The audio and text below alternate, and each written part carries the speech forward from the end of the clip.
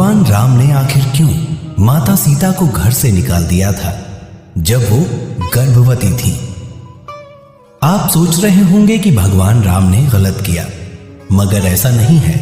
आपको बता दें कि माता सीता के कर्मदंड थे, जिसकी वजह से माता सीता को गर्भावस्था में वनवास जाना पड़ा था। इसमें दोष किसी का नहीं था, बल्कि स्वयं मां सीता का था। जी हां, पद्म पुराण में लिखा है कि जब माता सीता मात्र 5 वर्ष की थी, तब वो एक दिन अपनी सहेलियों के साथ बगीचे में खेलने गई थी।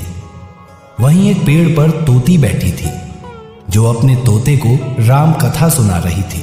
अयोध्या में राम जन्मे हैं, राम दशरथ के पुत्र हैं, राम का श्रृंगार अति सुंदर है। यहाँ जनकपुर में धनुष तोड़कर राम सीता से विवाह करेंगे।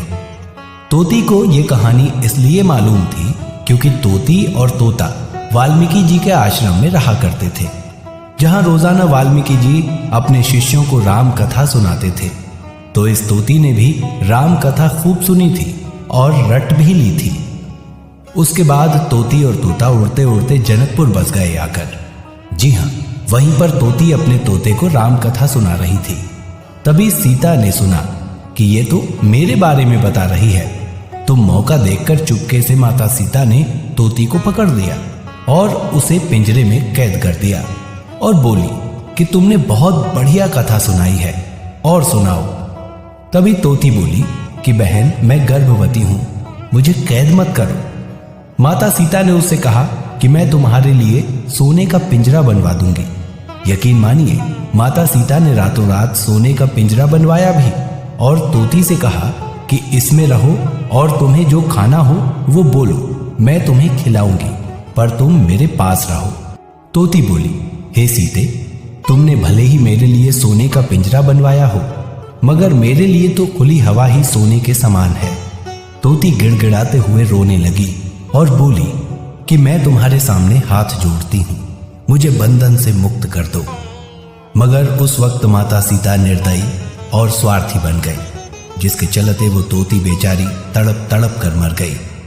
उस वक्त तोती को मरा देख तोते ने माता सीता को श्राप दिया कि हे सीता, तुमने मेरी पत्नी को मुझसे गर्भावस्था में दूर किया है। जाओ, मैं भी तुमको श्राप देता हूं कि जब तुम गर्भवती होगी तो तुमको भी तुम्हारा पति खुद से दूर कर देगा।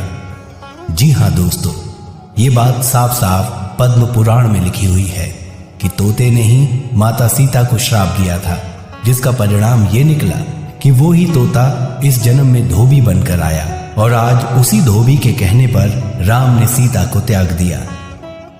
बस इस जगह दोष ना तो धोबी का था और ना ही प्रभु श्री राम का, बल्कि ये तो माता सीता का कर्मदंड था, जिसे मां ने खुशी खुशी स्वीकार भी किया था। तो दोस्तों, माता सीता से सीखिए कि अपने कर्मों का दंड यहीं भोगना पड़ता है, इसलिए इसे हंसते हंसते स्वीकार कीजिए और भोगिए। जब कर्मों के भोग भोगने से हमारे भगवान नहीं बच पाए, तो हम तो उन्हीं के बनाए हुए इंसान हैं।